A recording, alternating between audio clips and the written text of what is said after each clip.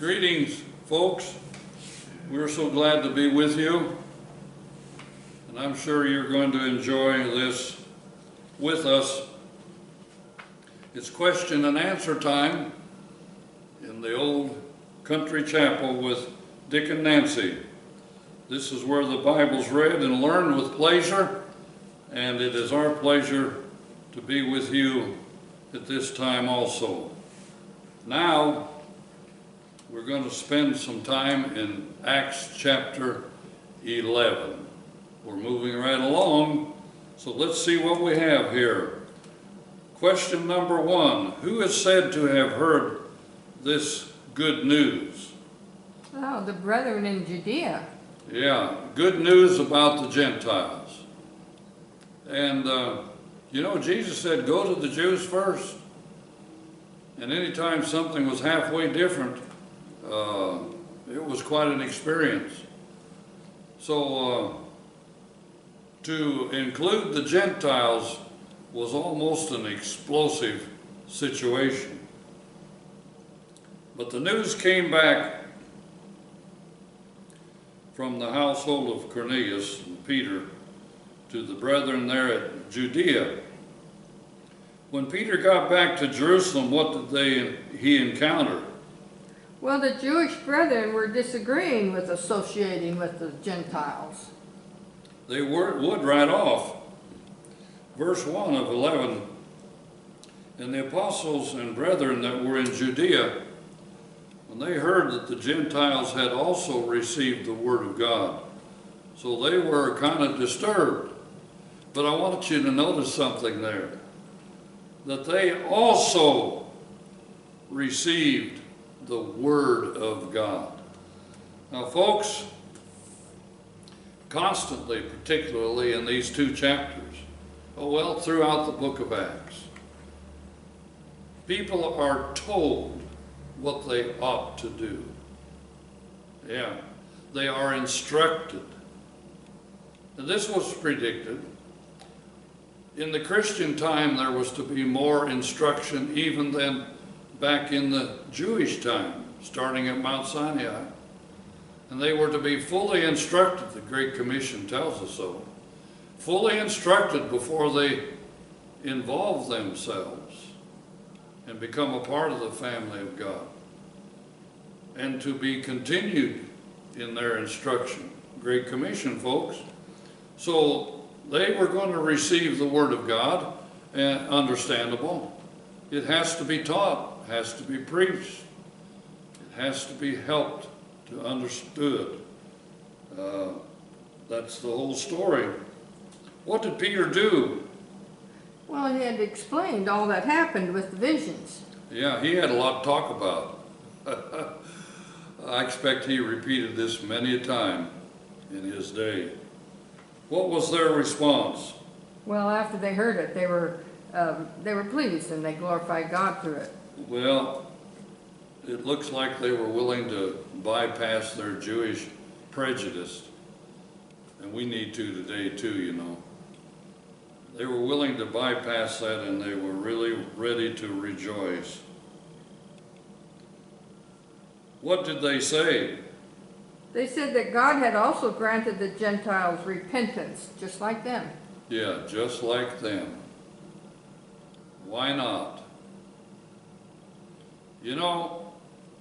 It's quite a message, quite a love story, quite a something to think about, and it's for everyone. Not just preachers, not just elders, not just a few in the pew, but for everyone. And we would, to God for sure, that everyone would listen with eager ears, because there is such an eager message to give you an eager wonderfulness.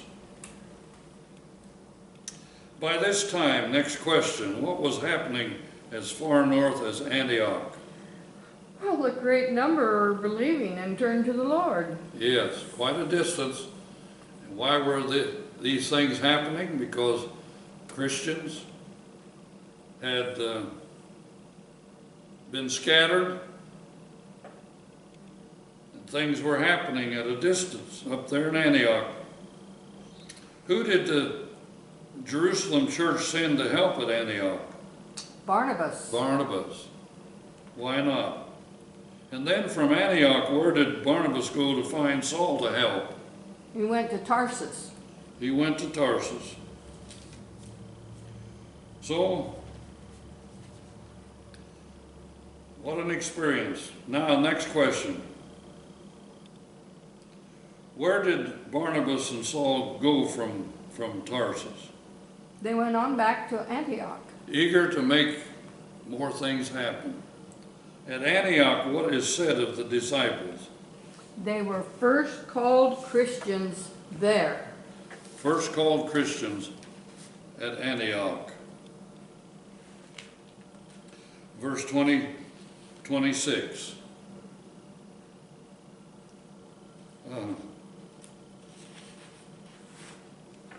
For they that dwell at Jerusalem and their rulers, verse 27, had that type of experience and drew certain conclusions. But what was going on there at Antioch was something that any Christian would like to experience. And I think we've had a few experiences just like that. And when he had found him, he brought him, Saul, unto Antioch. And it came to pass that a whole year they assembled themselves with the church. Notice it's just called the church again. And taught much people. And the disciples were called Christians first in Antioch. Was that just a nickname given to them? Was that just someone fooling around with words and came up with what sounded nice? No, folks, this was a special name. It's mentioned again in Acts 26:28 and also in 1 Peter 4:16. But I want to read you how this was meant to be from the Old Testament scripture, clear back there in Isaiah 62, verse 2, and this is a good verse to remember. And the Gentiles shall see thy righteousness, and all kings thy glory, and thou shalt be called by a new name, which the mouth of the Lord shall name. And that's pretty important to realize. We should always be very righteously proud to be called a Christian. That's why Stephen died for it. That's why others went through what they did. It's a name that was given by God. It's a special name. Nothing to be ashamed of. So it's important to realize that God gave this name. It wasn't just a nickname that somebody came up with. The disciples were first called Christians at Antioch. Now, what prophet came to Antioch at this time? Agabus. Agabus. Well, there were several. And Ephesians 4:11 and 12 tells us that there were to be apostles and prophets, and then pastors or elders and teachers. So this was a part of the plan of God to get the church started, get it off of the launching pad. And so Agabus was involved here. I'm sure he had a lot to say, but he had one special message. What message did Agabus bring at this time? Oh, he told them there was going to be a famine. Going to be a famine. Yeah, not good news. I suppose we could say a little like what Joseph told them ahead of time. What did the disciples in Antioch decide to do?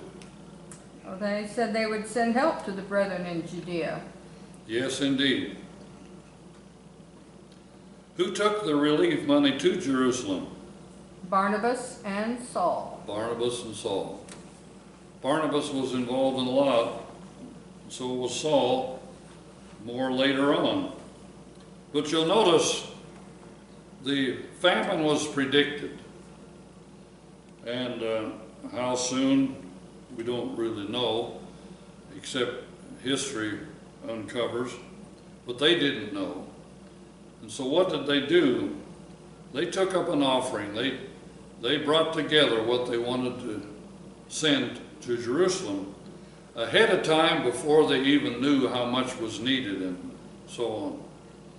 So this kind of sets a pattern to help us realize that there's times to have a pantry, there's times to have things set aside, times to have plans to take care of someone or several someones who are in need. Now I know people take advantage of this, and we have to be careful in a time when people are counting on welfare and Uncle Sam more than God. But still at the same time, Christians take care of their own and have a heart. And that's why, as a small church here, we call ourselves a small church with a big heart. And I think it's important for God's people to have big hearts. Jesus did, others did, why not us?